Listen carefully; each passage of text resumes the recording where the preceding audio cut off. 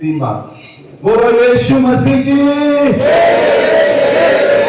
Hallelujah. क्या आज की शाम परमेश्वर का वचन सुनने के लिए तैयार हो?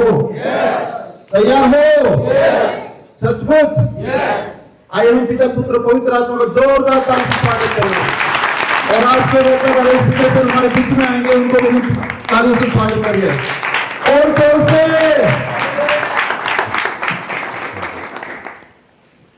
हालेलुया, हालेलुया, बोले यीशु मसीह की जय। फिर एक बार परमेश्वर को धन्यवाद कि परमेश्वर ने एक सुंदर समय में दिया। मैं विश्वास करता हूं कि हम सभी सुरक्षित और भले चंगे हैं कि प्रभु ने हमें आज तक संभाला और यहाँ सब लोग फिर एक बार हम मिल सके, परमेश्वर की आराधना कर सके। इसलिए मैं जीवित परमेश्वर को धन्यवाद देता हूँ और मैं विश्वास करता हूँ कि आज की शाम को परमेश्वर फिर एक बार उसके जीवित कलाम में रहकर हमसे बात करे। आमीन। सब लोग तैयार है प्रभु को सुनने के लिए? ठीक है, एक छोटी सी दुआ करें और हम वचन की ओर जाएं, प्रार्थना करें। सर्वशक्तिमान जीवित पिता प्रभु जी, हम आपको धन्यवाद देते हैं, आपके चरणों के पास आते खुद को झुकाते हैं। ये वो समय है पिता कि हम उस रोटी को खाएं जो आपकी ओर से है। पिता, शारीरिक भोजन हम करते हैं पर फिर भी हम थक जाते हैं, पर प्रभु जो आपकी रोटी को खाता है वो कभी नहीं थकता है, एक नया बल पाता है, एक नई सामर्थ को पाता है। मैं प्रार्थना करता हूँ वही जीवन की रोटी आज हमें खिलाए। आमीन। हाँ पिता, जो स्वर्ग से उतरती है उसी रोटी में से आज हमें खिलाए कि उस बल पर हम आपके मार्गों पर चले प्रभु जी, हम आपकी इच्छा को पूरी करें पिता। और इसलिए मैं प्रार्थना करता हूँ आज फिर एक बार उस स्वर्गीय मन्ना से हमें आशीषित करें। आमीन। आने वाला वचन हम सभी के जीवन को छूने वाला, बदलने वाला और आशीषित करने वाला, सामर्थ्य करने वाला बने, ऐसा होने दीजिए। धन्यवाद प्रभु। मैं प्रार्थना करता हूँ, मैं आपका दास, योग्यता मेरी नहीं, योग्यता आपकी है जो मुझे आपने दी है प्रभु जी। मैं प्रार्थना करता हूँ मैं घटूं, आप ही बढ़े और आपके पवित्र नाम की महिमा होने पाए प्रभु जी। केवल आवाज मेरी हो, शब्द आपके हो, आप बोले हम सुने, ऐसा होने दीजिए। बोल प्रभु, तेरा दास सुनता है, आपकी इच्छा को आप पूरी करें। सारा आदर और सारी महिमा जलाल आप ही को देते हुए प्रार्थना प्रभु यीशु मसीह आपके सामर्थ्य और जीवित नाम से मांग लेते हैं। आमीन। आमीन, आमीन। आओ उसी वचन को जिसको हम कल देख रहे थे, उसी वचन को पहले हम दोहराएंगे और उसके बाद आज के वचन की ओर हम जाएंगे। उसी वचन में से आगे जाएंगे। भजन संहिता अध्याय 25 और वचन 4 पढ़ेंगे पहले। हे यहोवा, हाँ, हमने इस वचन को कल देखा था कि दाऊद कहता है, हे यहोवा अपने मार्ग मुझको दिखला, अपने मार्ग मुझको दिखला, अपना पद मुझे बता दे, और अपना पद, अपने मार्ग मुझे बता दे। हालेलुया। मैंने आपसे कल भी कहा था कि दाऊद एक राजा होने के बावजूद भी परमेश्वर से ये प्रार्थना करता है कि हे यहोवा तेरे मार्ग मुझे दिखला दे। और वो मांग रहा है परमेश्वर से उस ज्ञान को कि उस परमेश्वर की योजना को वो समझने पाए। मैंने कल आपको एक उदाहरण दिया था, जब हम सारी चीजों को पाल लेते हैं ना तो परमेश्वर से हम ज्ञान नहीं मांगते। हमें ऐसा लगता है कि उसी ज्ञान के बलबूते पर हमने सारी चीजों को पाया है। आपको पता है दाऊद राजा हो गया था, उसने सारी चीजों को पाल लिया था, फिर भी वो परमेश्वर से ज्ञान को मांगता है क्योंकि उसको पता है इस चीज की मुझको आवश्यकता है। हालेलुया। बहुत बार लोग जिन चीजों को आशीष समझते हैं ना, मैं सच बोलना चाहता हूं आपको, वो आशीष होती ही नहीं। लोगों को लगता है पैसा, घर, गाड़ी, बंगला, बैंक बैलेंस, सोना चांदी, ये मेरे हिसाब से, लोगों के हिसाब से ना बड़ी आशीष है। उनको लगता है प्रभु यीशु मसीह में मैं आया, इसकी वजह से इन आशीषों को मैंने पाया। ध्यान देकर सुने, गलतफहमी में जीवन मत बिताए। मैं आपको बताना चाहता हूं, यीशु मसीह को ये सारी चीजें शैतान देना चाहता था।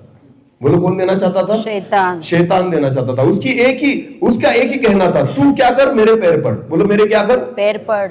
शैतान की एक ही इच्छा है, आप परमेश्वर से दूर जाओ, मैं तुम्हें आशीषों से भर दूंगा। जीवित खुदा से आप दूर हो जाओ, मैं तुम्हें आशीषों से भरता हूं। इसीलिए इस गलतफहमी में जीवन मत बिताना कि विश्वासी जीवन की आशीष ये है कि मैंने पैसा कमाया, मैंने घर बनवाया, मेरे पास गाड़ी है, मेरे पास बैंक बैलेंस है, मेरे पास सारी अच्छी सुविधाएं हैं। इनमें से एक भी सुविधा लाजर के पास नहीं थी, जो कंगाल था, बीमार था, भिखारी था और बीमारी में ही मर गया। कुत्ते आकर उसको चाटते थे, पर वचन में लिखा है मर गया तो अब्राहम की गोद में जाकर। Hallelujah, hallelujah. और उससे विपरीत सारी चीजें धनी मनुष्य के पास थी, पर बाइबल कहती है जब मर गया तो उसको सीधा उठा के अधोलोक में फेंका गया। तो इसका मतलब क्या होता है? हम जिसे आशीष समझते हैं ना, वो आशीष होती नहीं। प्रकाशित वाक्य उसका 3रा अध्याय निकालना जरा सा। आज का वचन ये हमारा नहीं है, पर फिर भी उस वचन में से थोड़ा हम देखेंगे। प्रकाशित वाक्य उसका 3रा अध्याय, लाउदिकिया कलीसिया के बारे में वहां पर लिखा है, उसको पढ़ना जरा सा। लाउदिकिया 3रा अध्याय, और मेरे ख्याल से हम पढ़ेंगे 15 वचन से आगे बढ़ेंगे। चलो 15 से। मैं तेरे कामों को जानता हूँ हाँ, यीशु मसीह कहता है मैं तेरे कामों को जानता हूं कि तू न तो ठंडा है और न गर्म। तू न तो ठंडा है न तो गर्म है। भला होता कि तू ठंडा या गर्म होता, हाँ। इसलिए कि तू गुनगुना है हाँ। और न ठंडा है और न गर्म। हाँ। मैं तुझे अपने मुंह में से उगलने पर हूँ। मैं तुझे अपने मुंह में से क्या करने पर हूं? उगलने। किसको उगलना चाहता है परमेश्वर? बताओ मुझे। जो ठंडा भी नहीं और गरम गर्म भी नहीं, गुनगुना है। बोलो क्या है? गुनगुना। इसका मतलब ना, आप जब चाय पीते हो ना, चाय कैसी लगती है? चाय कैसी चाहिए? गरम। गरम। बोलो कैसी चाहिए? गरम। पर चाय पीते हैं गरम मांगते हैं ना, पर पीते कैसे उसको? थोड़ा फूक फूक के। पर चाहिए कैसी? गरम ही। गरम। अगर गुनगुनी दे दी तो पीना अच्छा लगता है? नहीं, हम बिल्कुल पसंद नहीं करते। तो चाय जो चाहिए ना, वो हमें कैसी चाहिए? गरम। अब कोल्ड ड्रिंक्स अगर पीना है तो कोको कोला ठंडा। ठंडा। बोलो कैसा चाहिए? गुनगुना अच्छा लगेगा? नहीं। तो पीने के लिए एक तो कैसा चाहिए? ठंडा या तो गरम। और बाइबल यही कहती है, मुझे ठंडा पसंद है, एक तो गर्म पसंद है। अगर गुनगुना होगा तो खुदा कहता है मैं क्या करूंगा? उगल दूंगा। बोलो क्या करूंगा? बहुत सारे मसीह लोग इस कैटेगरी में आते हैं। कौन से? गुनगुने। बोलो कौन से? गुनगुने। ना तो ठंडे ना तो गरम। खुद को क्या बना के रखा है? गुनगुना। बोलो क्या बना के रखा है? आपने कभी देखा होगा, मैं आपको बताना चाहता हूं, अगर चाय को 2 घंटे गर्म रखना है तो उसे क्या करना पड़ता है? थर्मास। 2 चीजें हैं उसको गर्म रखने के लिए, 2 चीजें करनी पड़ेगी। बोलो क्या करना पड़ेगा? कौन बताएगा? एक, उसको आग पे ना, धीमी आंच पर उसको रखना पड़ेगा। बोलो क्या करना पड़ेगा? धीमी आंच पर रखना। तो वो क्या रहेगी? गरम। और दूसरी चीज क्या करेंगे? उसको थर्मस में रखेंगे। बोलो किस में रखेंगे? थर्मस में। ऐसी बोतल में उसे रखेंगे जिसमें वो उसे ठंडा होने नहीं। आपको पता है, आपके आत्मिक जीवन को अगर गर्म रखना है ना, तो आपको हमेशा संगति की आवश्यकता है। यस। वो आग आपको जलाएगी और आपको गर्म रखेगी। या तो आपको ऐसी परिस्थिति में खुद को रखना होगा जो आपकी आग को बनाए रखे, आपकी गर्मी को बनाए रखे। आमीन। अगर एक व्यक्ति प्रार्थना में रहता है, वचन में रहता है, परमेश्वर की उपस्थिति में रहता है ना, वो कभी गुनगुना नहीं होता, वो हमेशा गर्म होता है। हालेलुया। उसकी आग हमेशा जलती रहती है। आमीन। आमीन। दिया कभी बुझता नहीं। आत्मिक जीवन ऐसा बनाए रखे। मैं आपको बताना चाहता हूं, जितने लोग गुनगुने जीवन में जीना जी रहे हैं ना, मैं आपको बताना चाहता हूं, बहुत बड़ा घाटा है आपका। मैं आपको सच बताना चाहता हूं, कुछ फायदा नहीं। उससे तो भला यह होता कि आपको यीशु मसीह पता ही नहीं चलता। उससे भला तो यह होता कि आपको जीवित खुदा के बारे में पता ही नहीं चलता, क्योंकि ये मैं नहीं कहता, वचन में लिखा है। इससे भला तेरे लिए यह होता कि तू उद्धार के कामों को न देखता। ध्यान देकर सुने, अगर उद्धार के कामों को देखकर भी, यीशु मसीह को जानकर भी, उसके लहू को बहते हुए देखकर भी अगर आप अपने आप को गुनगुना रखते हो, तो यह बहुत बड़ी शर्म की बात है, क्योंकि इसका सबसे बड़ा घाटा आपको होने वाला है। ध्यान देकर सुने, अगर आपके जीवन को रखना है ना, एक तो गर्म रखे, या खुदा कहता है ठंडा हो तो भी चलेगा। आपको पता है, चोर जो था ना, वो पूरा ठंडा था। उसने कभी यीशु के बारे में सुना नहीं था, उसने एक भी वचन नहीं सुना था, उसने एक भी चमत्कार नहीं देखा था। जो चोर यीशु मसीह के साथ लटक रहा था ना, उसका जीवन पूरी रीति से ठंडा था, वो गुनगुना नहीं था। पर बाइबल वचन कहती है आखिरी समय उस मसीह के मुंह में से निकलने वाले शब्दों को उसने सुना, और आखिरी समय वो कहता है, हे प्रभु, जब तू तेरी महिमा में आए, मुझ पापी की सुधि लेना। हालेलुया। यीशु मसीह ने कहा, नहीं रे भाई, नहीं हो सकता। तूने कभी वचन सुने नहीं, तूने कभी बाइबल पढ़ा नहीं, तूने कभी प्रार्थना की नहीं, तू कभी चर्च में आया नहीं, मैं तुझे स्वर्ग में कैसे लेकर जाऊं? नहीं, यीशु मसीह ने कहा, मैं तुझसे सच कहता हूं, आज ही मेरे साथ तू स्वर्गलोक में होगा। हालेलुया। चलता है खुदा को ठंडा व्यक्ति, क्यों? क्योंकि वह नहीं जानता उद्धार के कामों को, वह नहीं जानता वह परमेश्वर के वचन को। पर जो लोग जानकर भी, मानकर भी, समझकर भी गुनगुना जीवन बिताते हैं ना, खुदा कहता है उगल दूंगा। बोलो क्या करूंगा? उगल दूंगा। उससे अच्छा है ना, आपको मैं सच बोलना चाहता हूं, उससे अच्छा होता कि आपको यीशु मसीह के बारे में पता ही नहीं चलता। ये गुनगुना जीवन ना खुदा को बिल्कुल पसंद नहीं है। लाउदीकिया की कलीसिया, बाइबल कहती है, ना तू ठंडा है, ना तू गरम है, तू गुनगुना है, इसलिए मैं तुझे क्या करूंगा? उगल दूंगा। बोलो बोलो क्या करूंगा? थर्मस में रहना या तो धीमी आंच पर रहना आपको गर्म बनाए रखेगा। Yes. हालेलुया। हफ्ते में एक बार चाय गर्म करने आते हो, कहां पर? चर्च। चर्च में। हफ्ते में एक बार अपनी किटली लेकर आते हो जो पूरी ठंडी हो चुकी है, गुनगुनी, बोलो कैसी हो चुकी है? गुनगुनी। और चाहते हो कि एक ऐसा गर्म करे खुदा का दास कि हफ्ते भर चाय कैसी रहे? गरम। गर्म रहेगी। नहीं। अरे बोलो रहेगी। सोमवार से लेकर शनिवार तक कभी दुआ प्रार्थना नहीं, कभी बाइबल को हाथ लगाना नहीं, कभी प्रार्थना करना नहीं, कभी उपवास नहीं, और चाहते कि खुदा मुझे कहां लेकर जाए? स्वर्ग। जाके करोगे क्या? मुझे एक बात बताओ, यहाँ पर तो आदत लग चुकी है सोमवार से लेकर शनिवार तक अपने कामों में रहने की, और एक रविवार आता है तो हमें लगता है, आपको पता है हमारा जीवन ठंडा भी नहीं और गर्म भी नहीं, कैसा है? गुनगुना। मैं हमेशा कहता हूं सांप कैसी चाल चलता है? टेढ़ी। टेढ़ा। बोलो कैसा? यानी कभी इधर तो कभी उधर। कभी ठंडा तो कभी गरम। गरम। गुनगुना। बोलो जिसमें ठंडा भी थोड़ा होता है और गुनगुना और गरम भी थोड़ा होता है, उसे कहते हैं गुनगुना। सांप ऐसी ही चाल चलता है, पर आपको पता है जब बिल में जाता है तो कैसे जाता है? सीधा। हाँ? तो मसीह लोग भी सोमवार से लेकर शनिवार तक कैसे चलते हैं? टेढ़ी चाल। हाँ, थोड़ा इधर थोड़ा उधर। चर्च में जब जाते हैं तो सीधे। बिल में जाते हैं तो कैसे? सीधे हो जाते हैं। उनको लगता है हाँ मैं सीधा हो गया। नहीं भाई, तो जब बाहर निकलेगा ना फिर वैसी चाल चलने वाला है। इसे कहते हैं गुनगुना। बोलो क्या कहते हैं? गुनगुना। आपको पता है परमेश्वर आपको यहाँ पर क्यों लेकर आया? क्योंकि आपके गांव में शायद नहीं सुनते इन बातों को, इसलिए खुदा यहाँ पर लेकर आया। कुछ चीजें फुकट में नहीं मिलती। हालेलुया। हालेलुया। तो जब आपने खुद के पैसे खर्च किए ना, खुदा को पता था ये खुद के पैसे खर्च करेंगे और बर्फ देखने के बहाने पसीना निकाल के आएंगे। हालेलुया। हालेलुया। 5 डिग्री सेल्सियस के इस हवामान में आपका पसीना खुदा निकालेगा। क्यों? क्योंकि खुदा को पता था घर पे नहीं सुनते ना, तो आज यहाँ पर बुला कर लेकर आए परमेश्वर। आपको पता ना पैसे खर्चा किए तो सुनना तो पड़ेगा। हालेलुया। हालेलुया। योजना किसकी? परमेश्वर की। ऐसी होती है। आमेन। हाँ, हमारी योजना ऐसी होती, चलो मनाली देखने जाए, चलो बर्फ देखने जाए। खुदा कहता बेटा आ तो सही देखने के लिए, नहीं तेरा पसीना निकाला तो बोलना मुझे। हालेलुया। हालेलुया। हमें लगता है हम इसलिए आए हैं, पर खुदा ने आपको बुलाया है, Yes. लेकर आया है। आमेन। आमेन। क्योंकि परमेश्वर चाहता है आज हमसे बात करना। आमेन। आमेन। परमेश्वर चाहता है हमारी असलियत को हमारे सामने लाना, क्योंकि खुदा हमसे प्यार करता है। बोलो परमेश्वर हमसे क्या करता है? प्यार। अरे दूसरों को नहीं चुना, तुम चुने गए हो, इसलिए परमेश्वर की कृपा तुम पर हुई है। हालेलुया। हालेलुया। जब मरियम को स्वर्गदूत ने दर्शन दिया तो उसको कहता है हे स्त्री, हे धन्य स्त्री जिस पर कृपा हुई है। आमेन। जिस पर दया हुई है, परमेश्वर का अनुग्रह जिस पर हुआ है। आमेन। आमेन। हर एक पर नहीं होता ना, तुम पर हुआ है। हालेलुया।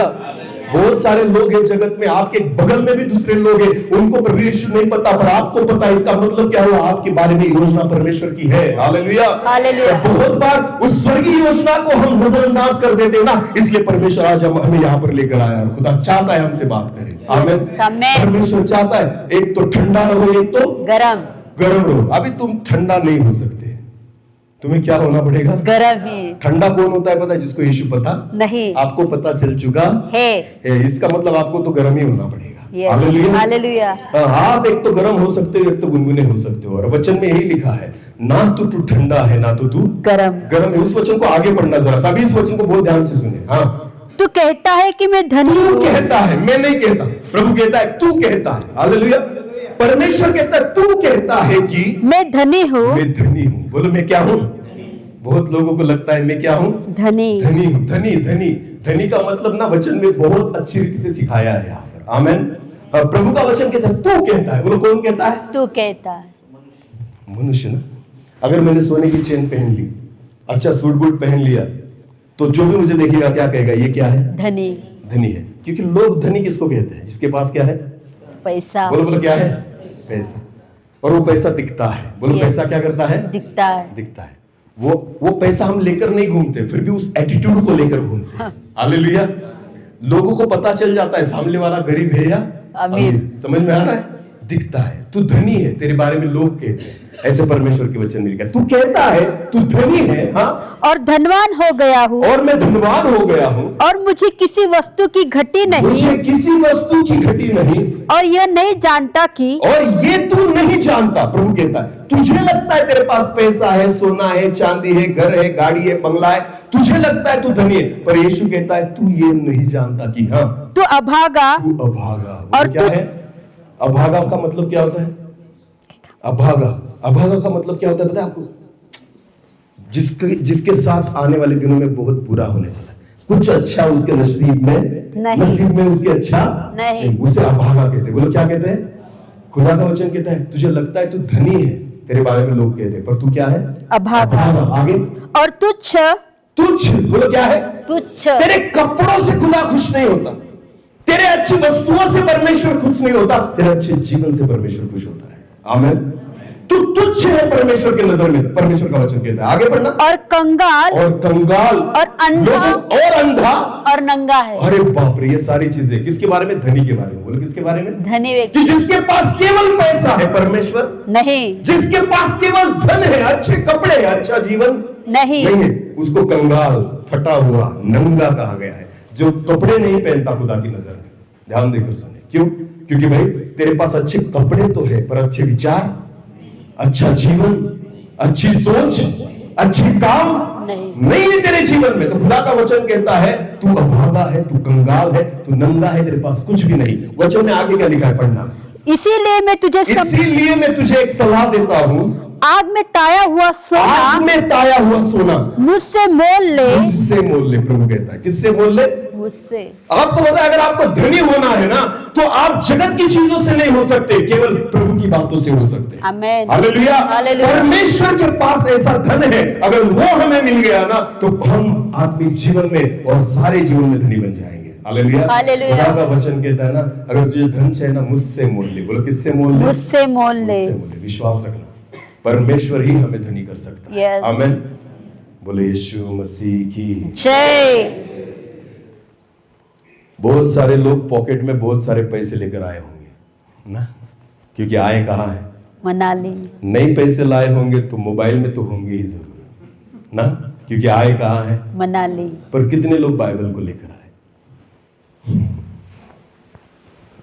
जो नहीं पढ़ सकते उनकी बात अलग है, जो नहीं पढ़ सकते उनकी बात अलग अलग है। मुझे एक बात बताओ, अगर खुदा आ गया तो क्या पैसे दिखाओगे परमेश्वर को? अरे बोलो ना, नहीं। पैसे दिखाओगे? प्रभु ये देख मैं धनी हूं, मेरे पास इतना पैसा है, मुझे भी लेकर चल स्वर्ग में। कुछ नहीं। खुदा, आपको पता है हमारे पास ना बैग में पैसे हैं, पर अगर बाइबल नहीं ना तो हम कंगाल है। बोलो हम क्या है? कंगाल। क्योंकि वचन ही नहीं है हमारे पास, परमेश्वर की रोटी नहीं हमारे पास। तो विश्वास करना, हम कंगाल है खुदा की नजर में, क्योंकि परमेश्वर कहता है मुझसे ताया हुआ सोना मोल ले ले। मोल ले। आमीन। मैंने वचन को शुरू ही नहीं किया अब तक, खुदा अलग ही ट्रैक पर लेकर जा रहा है। हालेलुया। इसका मतलब इस दवाई की जरूरत है। कोई तो भी बीमार है, इसलिए परमेश्वर फुकट में दवाई दे रहा है। आमीन। हाँ, ये दवाई शायद आप घर पर नहीं लेते तो मनाली में दे रहा है। हालेलुया। क्योंकि ज्यादा तकलीफ ना हो। आमीन। क्योंकि ठंडी में थोड़ा अच्छा लग रहा है ना, गर्मी आ रही है शरीर में। हालेलुया। मैं प्रभु का वचन प्रचार कर रहा हूँ ना, तो मेरी सारी सर्दी निकल रही है। हालेलुया। और जिसको वचन लग रहा है ना, मैं विश्वास करता हूँ उसकी भी ठंडी भागने वाली है। हालेलुया। हाँ, क्योंकि परमेश्वर चाहता ही यही है। आमीन। आमीन। आपको पता है आप आए नहीं, आप लाए गए। यस। समझ में आ रहा है? आप आए नहीं, आप लाए गए हो। कौन लेकर आए? परमेश्वर। पर ये आत्मिक यात्रा वाले नहीं लेकर आए आपको। आपको कौन लेकर आया? परमेश्वर। प्रभु लेकर आया है। आमीन। क्योंकि हमने बैनर पढ़ा था आत्मिक यात्रा। बोलो कौन सी यात्रा? आत्मिक। तो भाई तुमने चुना है आत्मिक यात्रा को, तो आत्मिक यात्रा में आओगे तो आत्मिक बातों को ही पाओगे। हालेलुया। मैं विश्वास करता हूं मनाली को भूल जाओगे पर वचन को नहीं भूलोगे। यस। आमीन। क्योंकि परमेश्वर का कलाम है ही ऐसा। हालेलुया। शिंदे सर को याद नहीं रखना, पर परमेश्वर के वचन को जरूर याद रखना, क्योंकि यही वचन तुम्हारा उद्धार करेगा। आमीन। हालेलुया। हालेलुया। परमेश्वर हमसे इतना बेहद प्यार करता है ना, आपको पता है अभी भी परमेश्वर हमें अवसर दे रहा है। आमीन। परमेश्वर को पता है ना ये कहाँ मिलेगा। हाँ, थैंक ये तो जहां मिलेगा ना वहां खुदा आपको मिलेगा। हालेलुया। उसको पता था आप चर्च में नहीं आओगे ना, तो खुदा को पता तू कहाँ आएगा, तो परमेश्वर ने कहा हाँ ये मनाली आएगा, तो चल मैं मनाली में तुझे मिलूंगा। हालेलुया। बोलो यीशु मसीह की जय। सो ये परमेश्वर की योजना है। बोले ये परमेश्वर की योजना है। योजना है। हमारी योजना तो थी बर्फ देखने की, और खुदा की योजना थी पसीना निकालने की। हालेलुया। ये सब अलग होता है। आमीन। इसलिए दाऊद कहता है हे परमेश्वर, हे यहोवा तेरे मार्ग मुझे दिखला। मैं भले ज्ञानी हूं, नहीं समझता तेरे मार्गों को, भले पैसे वाला हूं, नहीं समझता तेरे मार्गों को, सब कुछ मैंने जगत में पा लिया फिर भी तेरे मार्गों को नहीं जानता। तो वो प्रार्थना करता है हे यहोवा तेरे मार्ग मुझे दिखला। आमेन। मैं आपको कहना चाहता हूं, हम इतने धन्य लोग हैं, हमने प्रार्थना भी नहीं की थी, खुदा फिर भी हमसे बात कर रहा है। आमेन। आपको पता है ये सारी चीजें आने वाले दिनों में मिलेगी या नहीं, इसकी कोई गारंटी नहीं। अगर आज परमेश्वर दे रहा है ना, इसका स्वीकार करो। आमेन। मौका हर बार नहीं मिलता, यस। मौका कभी कभी ही मिलता है। हालेलुया। विश्वास करें, जक्कै को एक ही दिन का मौका था जब यीशु मसीह यरीहो में आया था, और जक्कै ने उस मौके का फायदा उठाया। हालेलुया। अगर वो उस मौके का फायदा नहीं उठाता, जक्कै अपने पाप में ही मरता। चोर के पास एक ही मौका था जब यीशु मसीह उसके साथ वहां पर सलीब पर था, मरने वाला था, उस मौके का उसने फायदा उठाया। यस। आमीन। आज आपके पास वही मौका है। मैं आपको बताना चाहता हूं, मैं नहीं जानता कि आत्मिक यात्रा चलेगी, पर मुझे यह नहीं पता कि मैं यहां में रहूंगा। यस। मैं ऐसी सोच नहीं रखता, क्योंकि मैं विश्वास करता हूं मैं जहां खुदा मुझे भेजेगा मैं वहां जाऊंगा।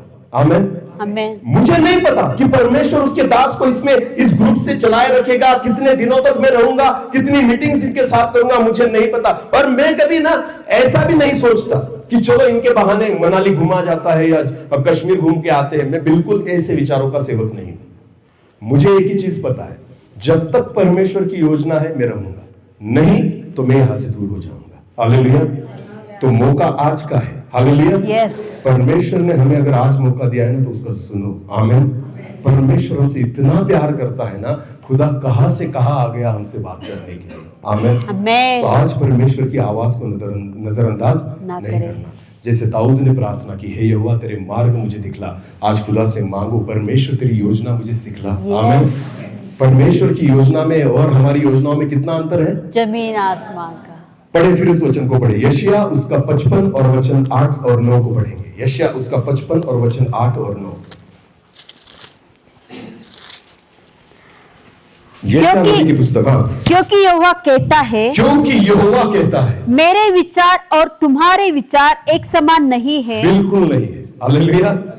हमारी सोच और परमेश्वर की सोच एक समान नहीं है। इसका मतलब क्या होता है, जो हम सोचते हैं वो होगा नहीं। जो खुदा सोचता है वही होने वाला है। आमीन। आमीन। तो किसकी इच्छा और किसके विचारों को समझना जरूरी है, परमेश्वर की। तुम्हारे विचार और मेरे विचार एक जैसे नहीं है। आगे पढ़ना। न तुम्हारे मार्ग और मेरे मार्ग एक से है। ना तो तुम्हारे मार्ग और मेरे मार्ग एक से है। आगे पढ़े।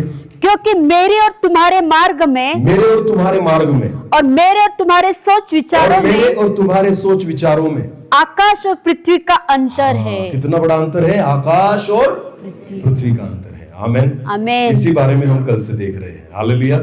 कि परमेश्वर की योजना और हमारी योजना में कितना अंतर है, आकाश और पृथ्वी, जमीन और आसमान का अंतर है। ध्यान देकर सुने। और उसी योजना के बारे में हम सीख रहे एक व्यक्ति के बारे में, जिसका नाम क्या है, शाऊल। बोलो क्या नाम है, शाऊल। चलो उसी वचन को निकालेंगे। पहले शमूएल उसका 9 अध्याय, पहले शमूएल उसका 9 अध्याय और वचन 1 से लेकर आगे फिर एक बार पढ़ेंगे और फिर आगे जाएंगे। बिन्यामीन के गोत्र में किश नाम का एक पुरुष था। बिन्यामीन के गोत्र में किश नामक एक पुरुष था, जो अपी के पुत्र बकोरत का परपोता और सरूर का पोता और अबीएल का पुत्र था। वो एक बिन्यामीनी पुरुष का पुत्र और बड़ा शक्तिशाली सुरमा था। उसके शाऊल नामक एक जवान पुत्र था। उसका शाऊल नामक एक जवान पुत्र था, जो सुंदर था और इजराइलों में कोई उससे बढ़कर सुंदर न था। वो इतना लंबा था कि दूसरे लोग उसके कंधे तक आते थे। हम उस शाऊल के बारे में सीख रहे हैं जो कीश का पुत्र है। बोलो किसका पुत्र है, कीश का पुत्र। वो सुंदर है, दिखने में अच्छा है, ऊंचा पूरा है, सारी चीजें और सारी योग्यताओं को रखता है। पर आगे क्या हुआ पढ़ेंगे। जब शाऊल के पिता कीश की गदिया खो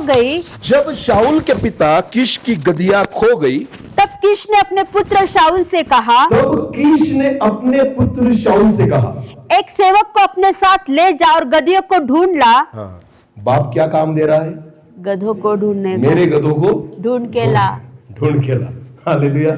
कल हमने शुरुआत की थी, बहुत सारे माँ बाप अपने बच्चों को, अपने गधों को क्या करने लगाते हैं, ढूंढने को। जो हमने गवाई है ना, वो बच्चे ढूंढेंगे। मैं जो नहीं कर पाया वो कौन करेंगे, बच्चे करेंगे। यही चलता है बहुत बार। ये मनुष्य की योजना है। बोले ये क्या योजना है।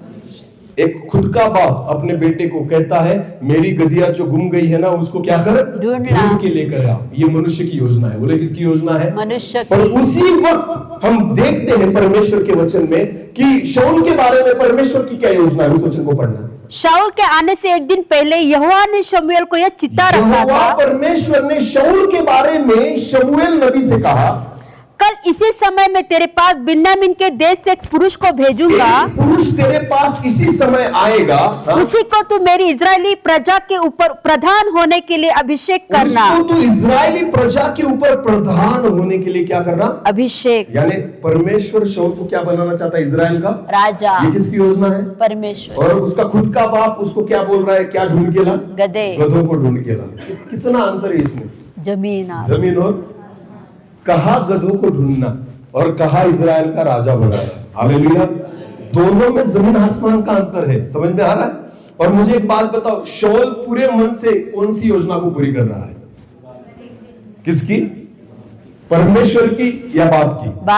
बाप की कौन सी योजना? गधों को ढूंढ के ला। तो पूरे मन और तन से शाऊल लगा है क्या ढूंढने में? गधों को। जैसे बहुत सारे लोग आज भी ढूंढ रहे हैं। पूरे मन से और तन से हम गधों को ढूंढ रहे हैं। जो हमारे पूर्वजों ने हमें बताया, ढूंढो इन गधों को, क्या करो? ढूंढो, तो तुम्हारा क्या होगा? फायदा होगा। जो हमने गवाए हैं उन गधों को ढूंढो। आज पूरा मन लगा के बहुत सारे लोग ऐसे ही गधों को ढूंढ रहे हैं। हालेलुया।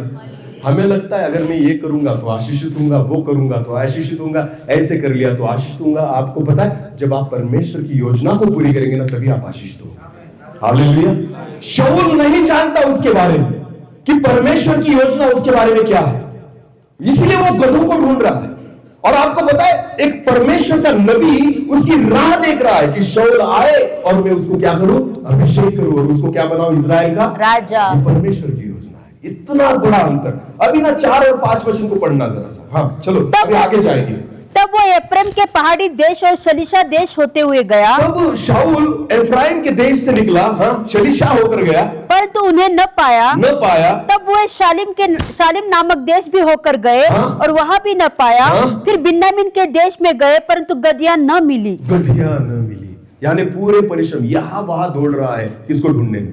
गधों को। बोलो, किसको ढूंढने में? गधों को। उसको परमेश्वर की योजना के बारे में कुछ भी पता नहीं। हमें भी बहुत बार ऐसा ही होता है, हमें कुछ पता नहीं होता ना, इसलिए हम यहाँ वहां भटकते रहते। बोलो, क्या करते रहते? भटकते रहते। हमें लगता है यहाँ से आशीष पाएंगे, वहां से आशीष पाएंगे, इससे मैं आशीष लूंगा। नहीं, आप जब तक खुदा की योजना को नहीं जानते ना, तब तक आप आशीषित नहीं हो सकते। हालेलुया। जिसने बहुत परिश्रम किए गधों को ढूंढने के लिए, पर बाइबल कहती उसको न मिली। अभी ना 5 वचन को पढ़ना क्या हुआ? हाँ। जब वे सुख नामक देश में आए, जब शाऊल और उसका सेवक सुख नामक देश में आए, तब शाऊल ने अपने साथ के सेवक से कहा, आ हम लौट चले। चल, अभी बहुत हो चुका, गधे नहीं मिल रहे, अब क्या करें? हम लौट चले। क्यों लौट चले? वहां क्या लिखा है?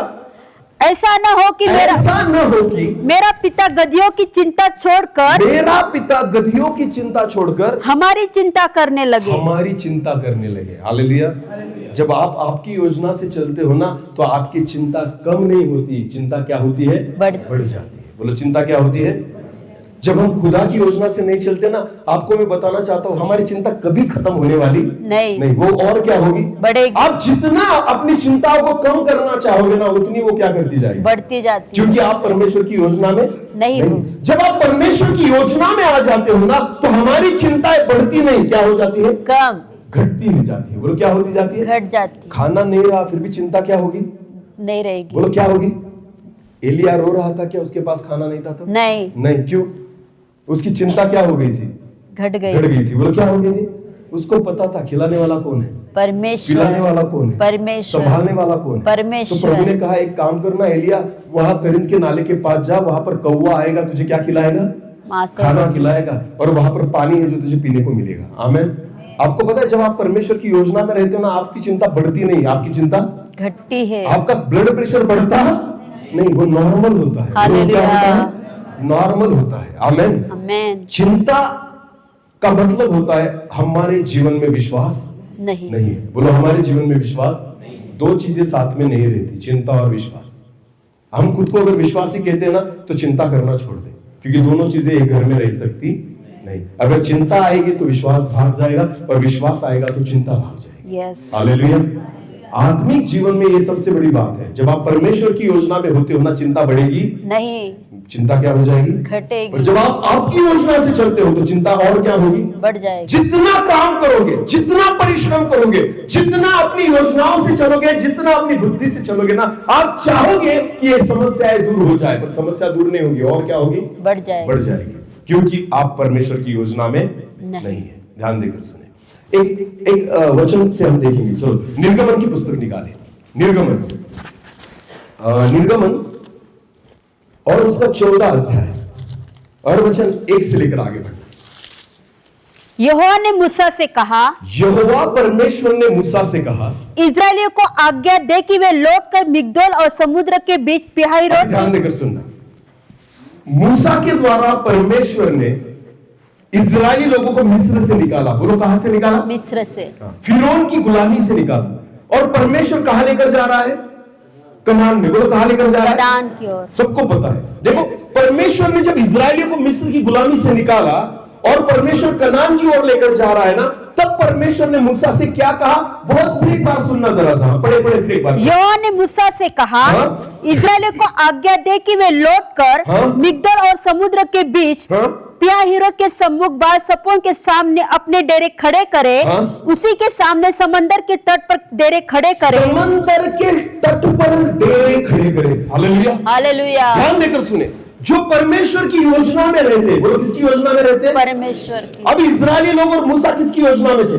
परमेश्वर की। बोलो किसकी? परमेश्वर। क्योंकि कनान कौन लेकर जा रहा था? परमेश्वर। मार्ग कौन दिखा रहा था? परमेश्वर। वो कभी अपनी इच्छा से नहीं चले, हर पैर उन्होंने किसकी योजना से रखा? परमेश्वर की। Hallelujah, hallelujah. अभी मुझे एक बात बताओ, परमेश्वर ने उनको एक जगह दिखाई। क्या दिखाई? जगह कि पहला जो डेरा देना है ना, कहाँ देना है? समंदर के तट पर। बोलो कहाँ देना है? समंदर के तट पर। ध्यान देकर सुनिए। आपको पता है जब हम परमेश्वर की योजना में चलते हैं ना, खुदा हमें कहां लेकर आता है? समंदर के तट पर। समंदर ऐसी चीज है कि जहां आप चल नहीं पाओगे, जहां से हम जा नहीं सकते, आगे कुछ नहीं था, पर खुदा ने उनको कहां लाकर रख दिया? समंदर के किनारे। आपको पता है परमेश्वर विश्वासियों को, चुने हुए को, या उनकी योजना में जो होते हैं ना परमेश्वर की, उनको समंदर के तट पर क्यों लाता है? इसलिए लाता है कि एक पग भी, एक पैर भी, एक कदम भी आप परमेश्वर के बिना नहीं चल सकते। Hallelujah, hallelujah. अगर आपको समंदर पार करना है ना, तो आपको किसकी आवश्यकता है? परमेश्वर की। जमीन पर अगर होते ना, सामने अगर रास्ते होते, दूसरे रास्ते होते, पहाड़ भी होता तो वो चढ़ जाते, पर है क्या? समुद्र। बोलो है क्या? परमेश्वर विश्वासियों को ऐसी परिस्थिति में हमेशा रखता है।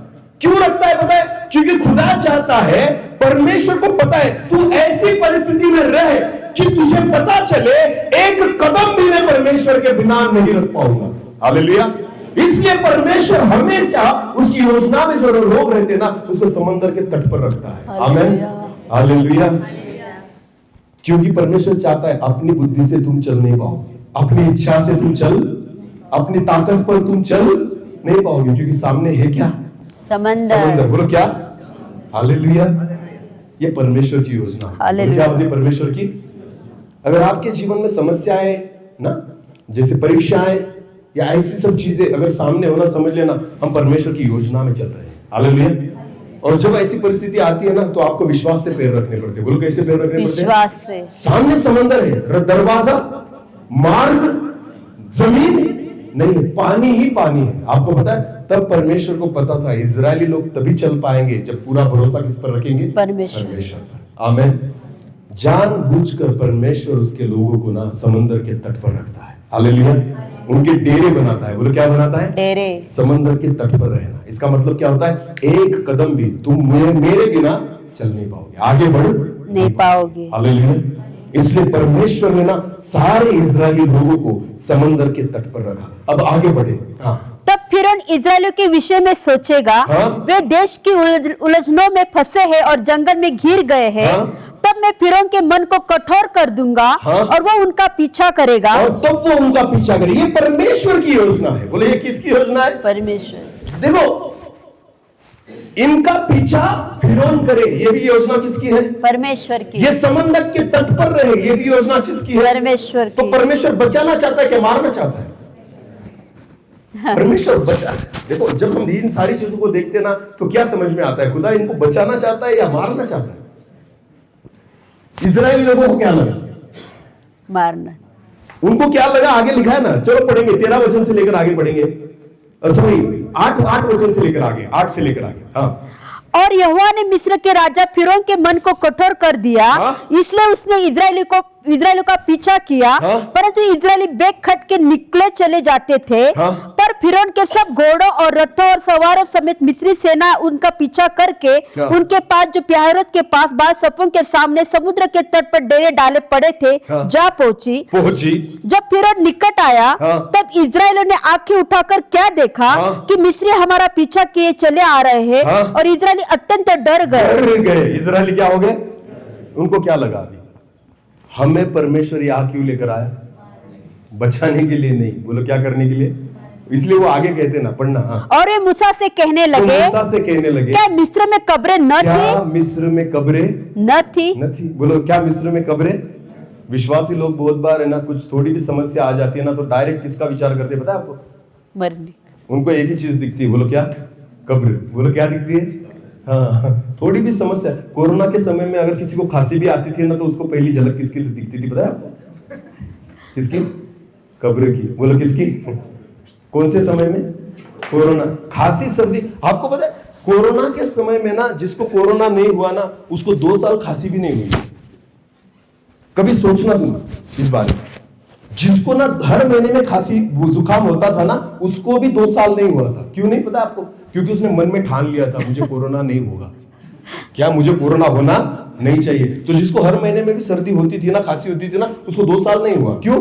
क्योंकि उसने अपने मन को तैयार कर लिया था, मैं कोरोना मुझे होना नहीं चाहिए। इसलिए ना आपको पता है उसको सर्दी और खांसी भी नहीं हो रही थी। हालेलुया। जैसे कोरोना चला गया ना, अब सर्दी खांसी होती है, फिर हमें कुछ नहीं लगता। हाँ होता है, हाँ होता है ना। अभी डरते क्या सर्दी खांसी होने से? नहीं। और तब किसी को छींक भी आ गई तो भी ये मरेगा, मुझको भी मरवाएगा।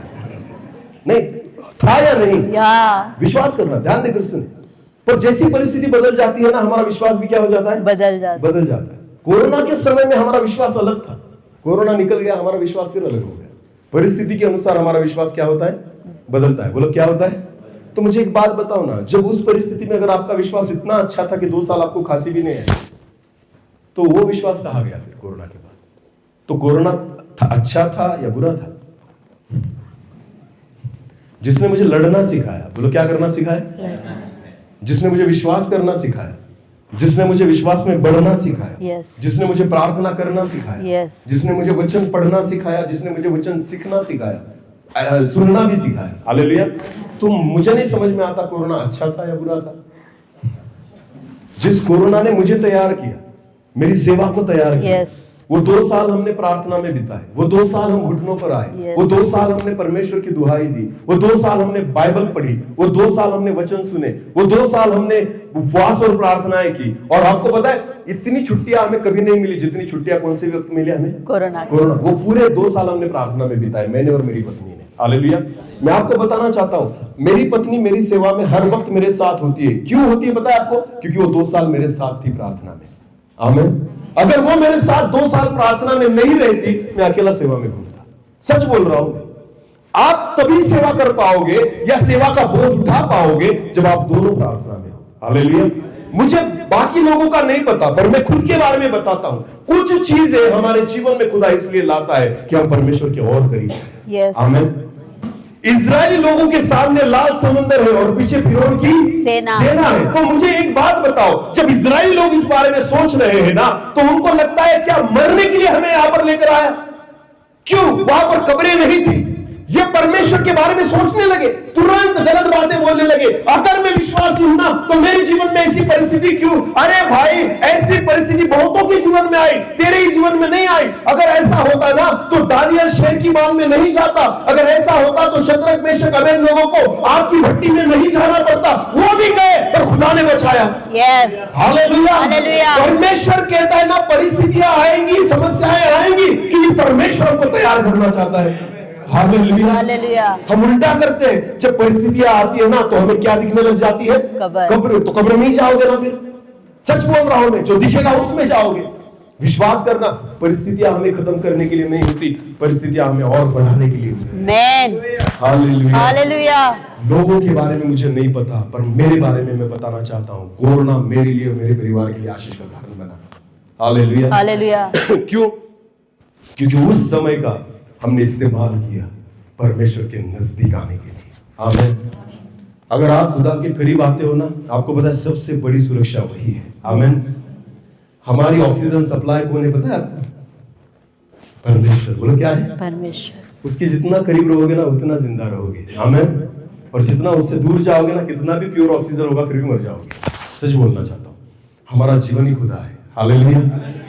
एक बात बताना मुझे, मछलियों को परमेश्वर ने कहाँ बनाया? पानी में। बोलो बोलो, कहाँ बनाया? पानी में। अगर मछली को पानी से निकाला तो क्या होती है? मर जाएगी। पेड़ों को कहाँ बनाया? जमीन में। जमीन में। बोलो कहाँ बनाया? अगर जमीन से निकाल दोगे तो क्या हो जाएगा? मर जाएंगे। मनुष्य को कैसे बनाया? मिट्टी में। किसके स्वरूप और समानता? परमेश्वर के स्वरूप। और अपने सांस को किसमें फूका? पर मनुष्य तो किसके द्वारा हम बने हैं? परमेश्वर तो द्वारा। अगर हम परमेश्वर से दूर हो जाएंगे तो क्या हो जाएगा? मर ही जाएंगे। सेम। जिसको जहां से बनाया है ना, उसको वहां से जुड़े रहना जरूरी है। अगर मछली को जिंदा रहना है तो उसको पानी से जुड़ा होना जरूरी है। अगर पेड़ को जिंदा रहना है तो उसको जमीन से जुड़ा होना जरूरी है। और वैसे ही मनुष्य को अगर जिंदा रहना है ना तो उसको परमेश्वर से जुड़ा होना जरूरी है। हालेलुया। हालेलुया। आप जीवित परमेश्वर से जुड़े रहोगे ना, आपको पता है बिल्कुल डरने की आवश्यकता नहीं, क्योंकि खुदा ही मेरा जीवन है। आमेन। आमेन। मेरा जीवन कौन है? परमेश्वर। हालेलुया। ध्यान देकर सुने, ये जो सांस चल रही है, ये जो खून दौड़ रहा है ना, इसकी वजह से मैं जिंदा नहीं हूं, मैं परमेश्वर की वजह से जिंदा हूं। यस। आमेन। दाऊद कहता है, मैं रात को सो गया और फिर जाग उठा, क्योंकि हे परमेश्वर, ये तेरी दया का फल है। आमेन। रात को क्या हुआ? सो गया और क्या हुआ? जाग उठा। फिर हे परमेश्वर, धन्य कहता हूं तुझे, मैं रात को सो गया और फिर जाग उठा। आपको पता है, इतनी सी बात के लिए भी परमेश्वर को धन्यवाद। यस। आमेन। क्योंकि वो कहता है ना, मैं इसलिए नहीं उठा कि मैंने अलार्म लगाया था मोबाइल पर। हमें लगता है हम क्यों उठे साहब 6 बजे? क्योंकि हमने मोबाइल पर क्या लगाया था? अलार्म। अरे वाह रे, तुम्हारे अलार्म ने तुम्हें उठाया? खुदा ने जिंदा रखा इसलिए उठे। यस। हालेलुया। अलार्म बजते ही रहता और तुम सोते रहते। ध्यान देकर सुने। हालेलुया। बहुत विश्वास होता है लोगों को मोबाइल पर। किस पर? मोबाइल। ये उठाएगा मुझे सुबह। कौन उठाएगा? खुदा उठाएगा, ये विश्वास नहीं है अपना। हम सोते हैं ना रात को, तो इस पर भरोसा करके सोते हैं। बोलो किस पर भरोसा करके सोते हैं? मोबाइल। इसको चार्जिंग रखते हैं, क्योंकि सुबह क्या करना है? उठना है। अरे भाई, अरे इसकी चार्जिंग पर तुम्हारी चार्जिंग डिपेंड है? नहीं, तुम्हारी चार्जिंग किसके हाथों में है? परमेश्वर। ये तो बचते रहेगा पर तुम नहीं बचोगे। हालेलुया। अगर परमेश्वर ने चार्जिंग निकाल दी, सप्लाई निकाल दिया ना, तो ध्यान देकर सुने, ये बजेगा पर तुम्हारा बजना समाप्त हो जाएगा, क्योंकि तुम्हारी चार्जिंग इसके हाथों में नहीं, खुदा के हाथों में। आमेन। आमेन। इसलिए दाऊद कहता है, मैं रात को सो गया और जाग उठा, क्योंकि ये तेरी करुणा का फल है। आमेन। ये तेरी दया है खुदा। हालेलुया। विश्वास करें, हम केवल परमेश्वर की वजह से जिंदा हैं। आमेन। हालेलुया। परिस्थितियां आएगी, सामने लाल समंदर और पीछे फिरौन की सेना। योजना किसकी है? परमेश्वर। तो बचाएगा कौन? परमेश्वर। बस इसी विश्वास रखना। हालेलुया। कोरोना आएगा, बचाएगा कौन? परमेश्वर। मरी आएगी, बचाएगा कौन? परमेश्वर। भूकंप आएंगे, बचाएगा कौन? परमेश्वर। युद्ध होंगे, बचाएगा कौन? परमेश्वर। परिस्थितियां और विपरीत होगी, बचाएगा कौन? परमेश्वर। विरोध बढ़ेगा, बचाएगा कौन? परमेश्वर। अंधेरा और बढ़ेगा, फिर भी बचाएगा कौन? परमेश्वर। जगत की सारी परिस्थितियां विपरीत हो जाएगी, फिर भी बचाएगा कौन? परमेश्वर। क्योंकि हम परमेश्वर की योजना में है। यस। हालेलुया। हालेलुया। अगर हम परमेश्वर की योजना में है तो बचाना उसका काम है। आमेन। हालेलुया। हालेलुया। हमसे कुछ भी नहीं होता। आमेन। सारी चीजें उसके हाथों में है। हालेलुया। हालेलुया। मैं बहुत बार इस गवाही को देता हूँ। उकाई में गया था, एक बार नाव में बैठा था, मेरी पत्नी, मैं और 4 लोग थे, और रमेश पास्टर नाव चला रहे थे। बड़दा वाले क्या चला रहे थे? नाव। वो हमें घुमाने के लिए लेकर गए। शाम को मीटिंग थी, कहते थे सर 2 घंटे तो घूमकर आएंगे। हम भी चले गए फॉर्म में। बैठे नाव में जाकर उन्होंने कहा चलो इस नाव को लेकर जाते हैं। जैसे गए ना, थोड़ा आगे गए तो पानी आने लगा अंदर। बोलो क्या आने लगा? और इतना इतना बड़ा होल था नाव को, और अंदर पानी आ रहा था। वहां पर एक डिब्बा था। बोलो क्या था? वो भी डर गए। वो कहने लगे सर पानी निकालो। तो हम क्या कर रहे थे? पानी निकाल रहे थे। हमारे साथ एक मैडम थी, वो डर गई। वो कहती थी अब क्या होगा? वो डर गई क्योंकि पानी अंदर आ रहा था ना, कुछ भी हो सकता है। रमेश पास्टर ने बाद में बताया हमें, मैं भी डर गया था ऐसे। और तभी नहीं बताया। कब बताया? बाद में बताया, मैं भी डर गया था। आपको पता है जब वो मैडम कहने लगी ना अब क्या होगा अब क्या होगा, मैंने मैडम को कहा मुझे नहीं पता तुम्हारा क्या होगा, पर मेरा कुछ नहीं होगा क्योंकि मैंने तारीख लेकर रखी है। मैंने मीटिंग की तारीख लेकर रखी है, तो मीटिंग होगी जरूर। हालेलुया। इसलिए मैं विमान में भी बैठता हूँ, गाड़ी में भी बैठता हूँ ना, टेंशन नहीं लेता, क्योंकि मैंने ना दिसंबर तक तारीख देकर रखी है। हालेलुया। परमेश्वर की योजना में होना जरूरी है। आमेन। अगर आप परमेश्वर की योजना में हो ना, तो आपको पता है खुदा कुछ होने देगा नहीं, भले कुछ भी हो जाए आप बच जाओगे, इतना विश्वास है। आमेन। बाकी लोगों की गारंटी नहीं, जो परमेश्वर की योजना में होते हैं ना, उनकी वारंटी और गारंटी परमेश्वर के हाथ में। हालेलुया। हालेलुया। सामने लाल समुंदर और पीछे फिरौन की सेना। वो कहने लगे कब्रें नहीं थी वहां पर कि हमें मरने के लिए यहाँ पर लेकर आया। बहुत बार हमारी सोच भी ऐसी होती है कि फिर ये परिस्थिति हमारे जीवन में क्यों? अरे आएगी भाई। मैं 18 साल से खुदा की सेवा कर रहा हूं, आपको पता है ऐसी ऐसी परिस्थितियों में से गुजरा हूं और आज भी जाता हूं। आपको बता नहीं सकता, मैंने ऐसी ऐसी परिस्थितियों को अपने जीवन में अनुभव किया है।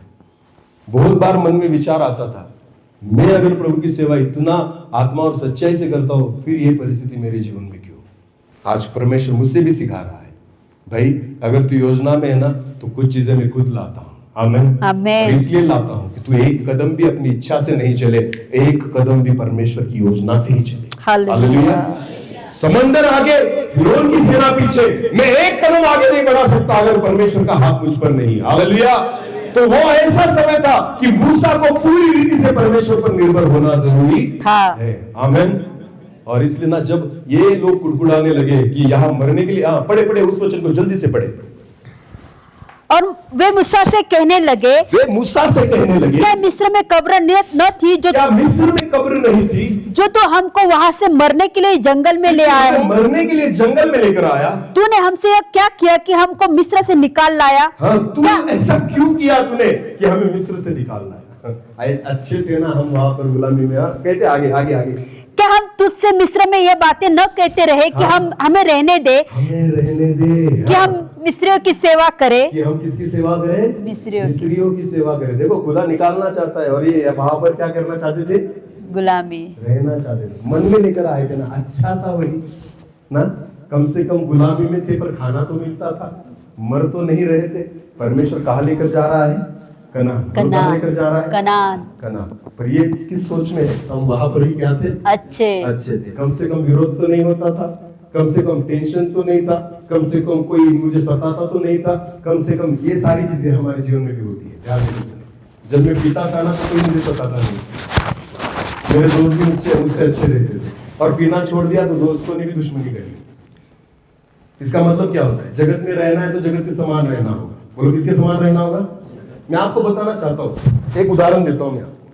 दारू की बोतल, बोलो किसकी बोतल? दारू की बोतल लेकर आप ना भर बस स्टॉप पर खड़े हो जाओ। बोलो कहाँ पर खड़े हो जाओ? बस स्टॉप पर। और वहां पर पियो, आपको कोई बोलने नहीं आएगा, कोई बोलने। बाइबल लो और वहां पर जाकर प्रचार करो बस स्टॉप पर, आपको मारने आएंगे। क्या करने आएंगे? क्योंकि शैतान क्या चाहता है? तुम दारू पियो, इसका प्रचार। समझ लेना ना किसकी योजना है। हालेलुया। परमेश्वर की योजना में रहोगे ना, विरोध होगा, और शैतान की योजना में रहोगे ना, नहीं, शैतान और एक बोतल ला कर देगा, तो कहेगा बेटा और पी, एक से कुछ नहीं होता। ध्यान देकर सुनो, हाँ या नहीं? हाँ। ध्यान देकर सुने। एक पति अपनी पत्नी को मारता है ना घर में, कोई नहीं आता छुड़ाने के लिए, पर वही पति पत्नी बदल जाते और चर्च में जाने लगते हैं तो लोग बोलने लग जाते हैं, अरे इन्होंने धर्म बदल लिया। अरे भाई, जब मारता था बीवी को तो तू कहाँ गया? तब तो तू नहीं आया उसे छुड़ाने के लिए। अब तुझे उसका धर्म बदला, उसकी जात बदल गई, उसका नाम बदल गया, कुछ नहीं बदला, उनका जीवन बदला है। तो क्या बदला है? जीवन बदला है। हालेलुया। प्रॉब्लम यही है, जब आप परमेश्वर की योजना में आते हो ना, विरोध होगा, सताव होगा, समस्याएं आएंगी, ये सारी चीजें आएगी, पर विश्वास करना साथ में कौन है? परमेश्वर। योजना किसकी है? परमेश्वर की। निकालेगा कौन? परमेश्वर। बचाएगा कौन? परमेश्वर। जय कौन देगा? परमेश्वर। वो हमारे साथ है। हालेलुया। ये भी कुड़कुड़ाने लगे, पर बाद में क्या हुआ? पढ़े आगे। हाँ। मूसा ने लोगों से कहा, डरो मत, खड़े खड़े वो उद्धार का काम देखो। डरो मत, खड़े खड़े उद्धार का काम देखो, चुपचाप रहो, कुछ नहीं करना। हालेलुया। हालेलुया। हाँ, वो अपने आप कुछ मत करो, वरना क्या होगा? चिंताएं कम नहीं होगी, चिंताएं बढ़ेगी।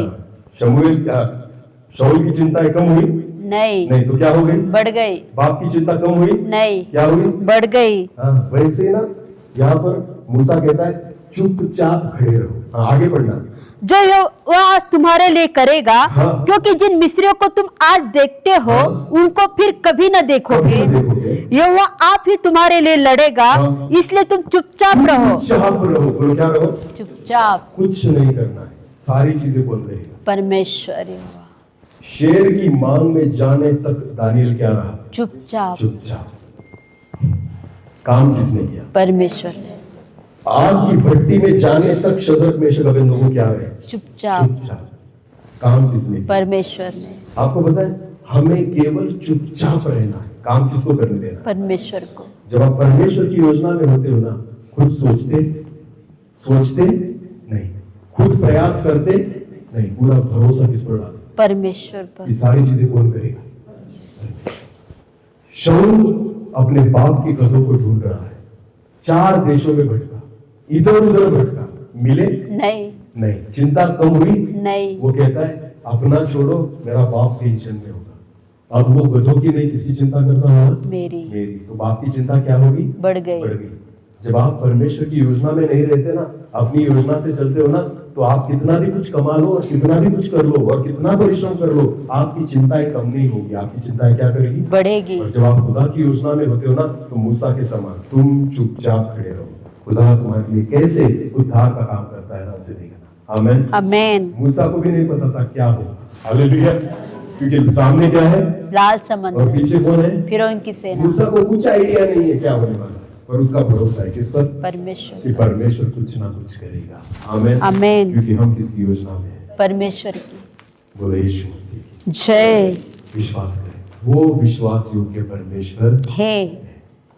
परमेश्वर को दोष देते वक्त अपने आप को परखना। बोलो किसको परखना? खुद को। अपने आप को परखना, फिर परमेश्वर को दोष लगाना। क्या सच में तुमने परमेश्वर के लिए कुछ किया है? क्या सच में तुमने वैसा विश्वास रखा है? क्या सच में तुमने परमेश्वर की योजना को समझा है?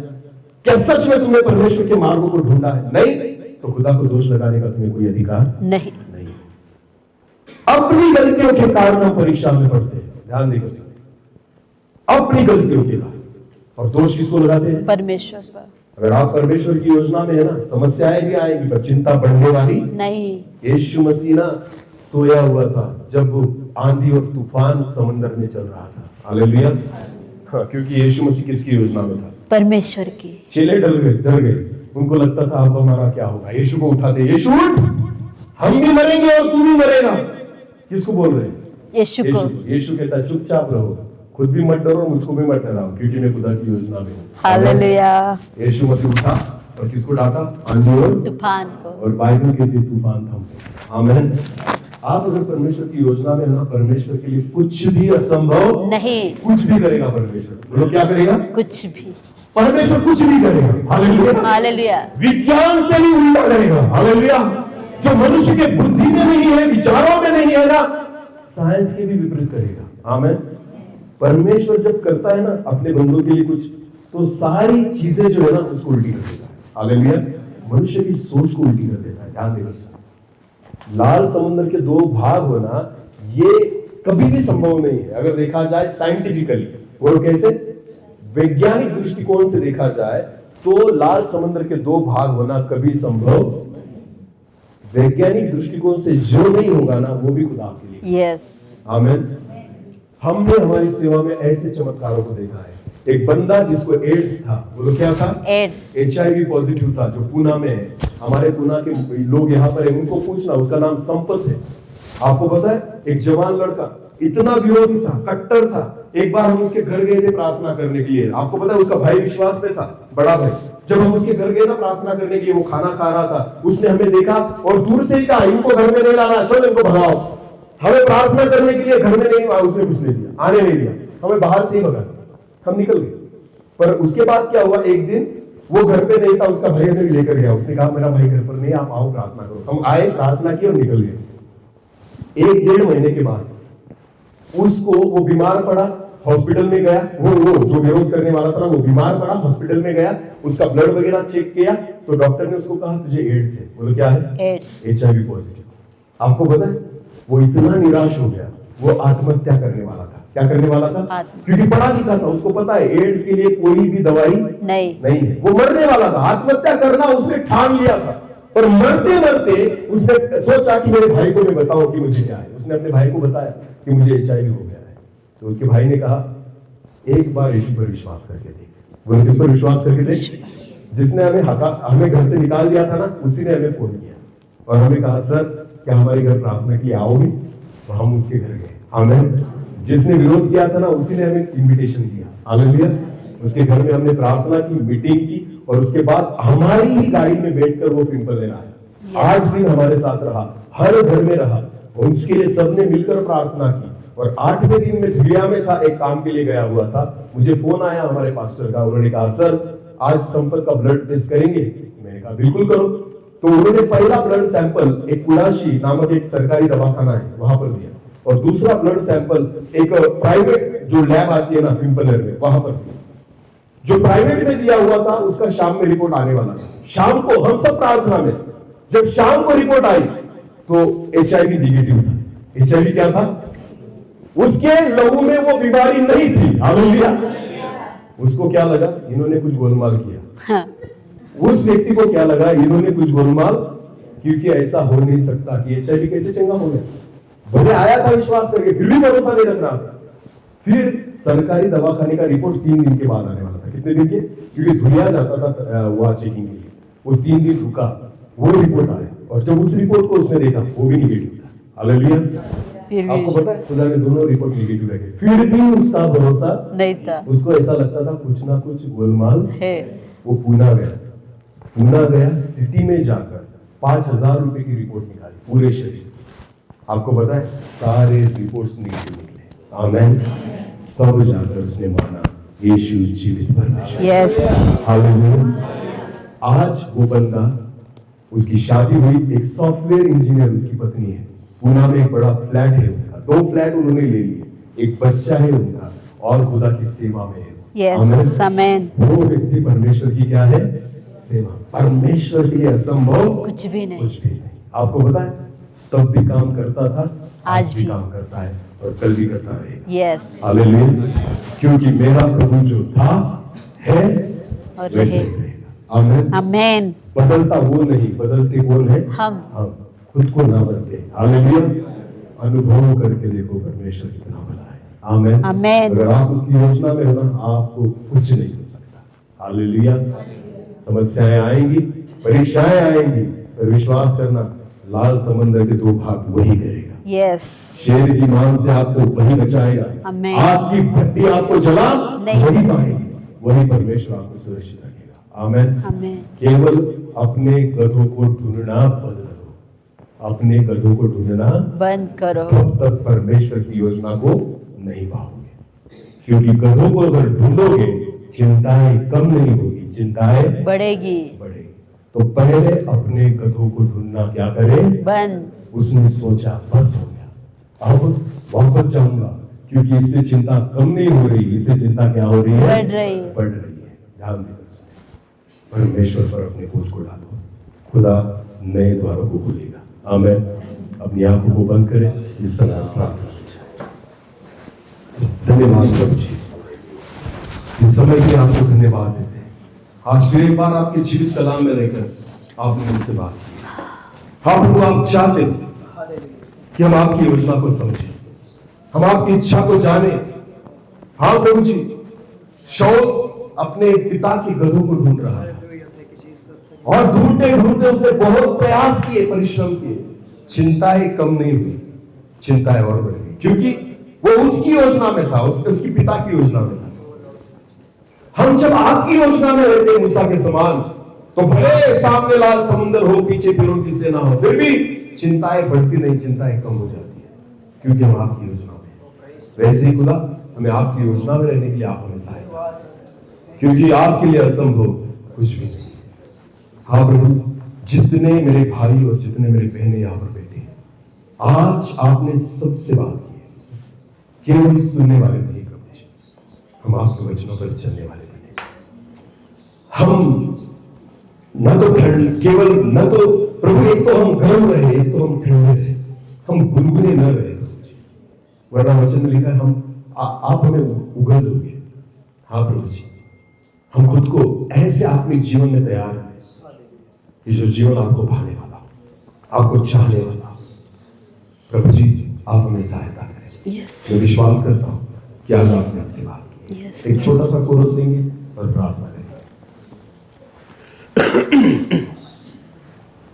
कुछ पल जो तेरे साथ बैठा हूँ, लगता है मुझे मैं जिंदा हूँ। कुछ पल जो तेरे साथ बैठा हूँ, लगता है मुझे मैं जिंदा हूँ। अब भी मुझ में सांस बाकी है, अब भी मुझ में सांस बाकी है। तेरे साए में खुश रहता हूँ, लगता है मुझे मैं जिंदा हूँ। कुछ पल जो मेरे साथ बैठा हूँ, लगता है मुझे मैं जिंदा हूँ। कुछ अलग सी ये बात है, यीशु तू जो मेरे साथ है। इस दिल को सुकून है, यीशु जो मेरे साथ है। क्या पता था मुझे तू मोहब्बत है, क्या पता था मुझे तू मोहब्बत है। इस दिल को तो बस तेरी हसरत है, लगता है मुझे मैं जिंदा हूँ। कुछ पल जो तेरे साथ बैठा हूँ, लगता है मुझे मैं जिंदा हूँ। तेरे कांधे पे सर हो मेरा, और डोलूं यूं ही चंद पर। मेरी नजरें तुझी पर टिकी, वक्त थम जाए कल। कोई तुझे सा नहीं खूबसूरत है, कोई तुझे सा नहीं खूबसूरत है।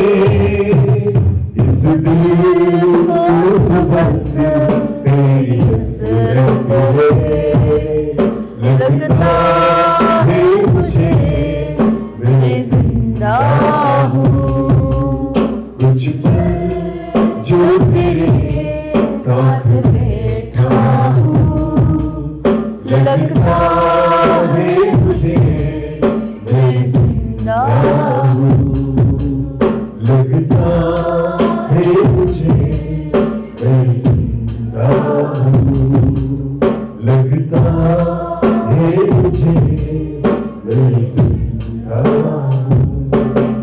धन्यवाद आपके जीवित वचन के लिए, मैं आपको धन्यवाद राजा। मैं विश्वास करता हूँ आज आपके वचन के द्वारा बहुतों से आपने मुलाकात की। Yes Lord, hallelujah. हाँ पिता, कोई दुख लेकर यहाँ पर बैठा, समस्याओं को लेकर बैठा, विचारों को लेकर बैठा हो, सवालों को लेकर बैठा हो, मैं प्रार्थना करता हूँ आज आपके वचन के द्वारा हर सवालों का जवाब आप उन्हें दे दे। यस लॉर्ड, उनसे मुलाकात करना, आमेन। आपकी शांति से उन्हें भरना। हो राजा, फिर एक बार आपको प्यार का अनुभव करें। आमेन, हाँ प्रभु, क्योंकि आप हमसे बेहद प्यार करते हैं, हालेलुया, बेहद प्यार करते हैं, और इसलिए आपने यहाँ पर हमें बुलाया कि हम आपकी आवाज को सुने। प्रभु जी, बोलने वाला मैं नहीं था, बोलने वाले आप थे। यस लॉर्ड, आपने हमसे बात की, हमसे धन्यवाद बात की। राजा, और इसलिए हमें सुनने वाले नहीं और वचन के अनुसार चलने वाले बनाए। सारा आदर और सारी महिमा जलाल आप ही को देते हैं। प्रार्थना प्रभु यीशु मसीह के सामर्थ्य और जीवित नाम से मांग लेते हैं, आमीन।